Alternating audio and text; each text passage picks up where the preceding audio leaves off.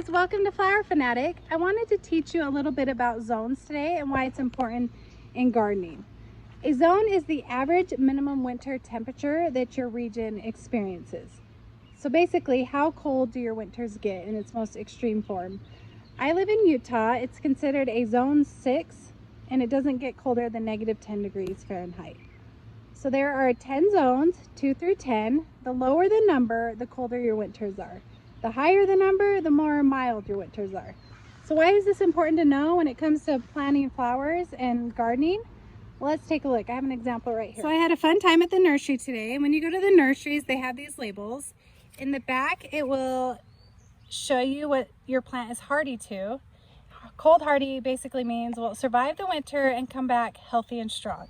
And here it's hardy to -20 degrees Fahrenheit. So we'll survive in Utah because it only gets -10 degrees here. And so it's really simple.